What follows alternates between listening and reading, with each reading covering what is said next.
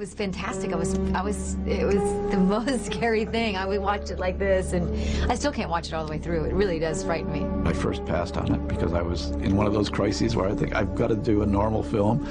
And so in this opening where the girl was gutted and everything else, I said, I just can't do it again. And then I was doing an appearance someplace, and some little kid came up to me, you know, I love Last House on the Left. You should do something that really kicks ass again.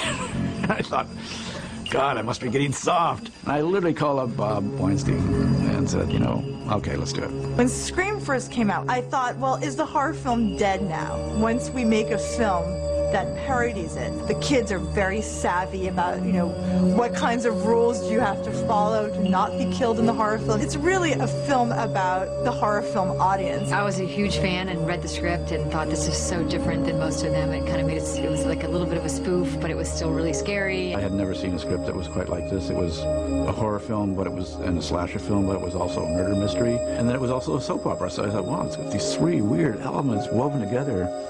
This is going to be good. What Bob Weinstein was able to do was first say, I'm going to put real money into this film, and I'm going to get really known actors and actresses. I wanted to play Gale Weathers because she was just a real bitchy character, and I thought it would be really fun to play something that wasn't, you know, I was on Friends, and I played this nice girl, Monica, but Gale was just so ruthless. At the beginning of that film, Craven delivers an absolutely beautifully pitched teenage slasher murder. It was really a pure Wes Craven kind of setup. To make a really strong horror film, you need to nail the audience almost immediately.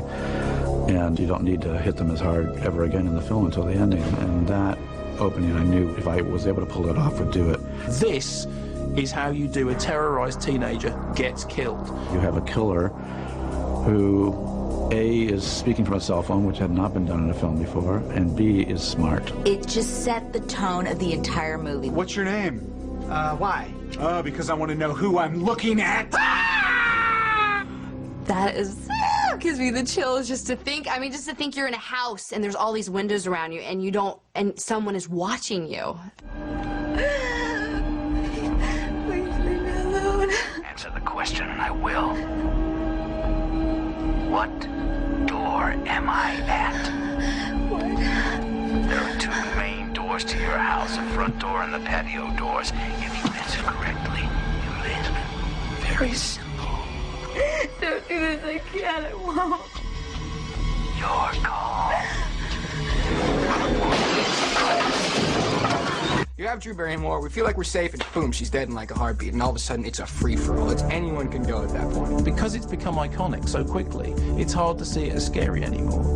The first time you ever see the caped figure in the mask with the black cloak, it is scary.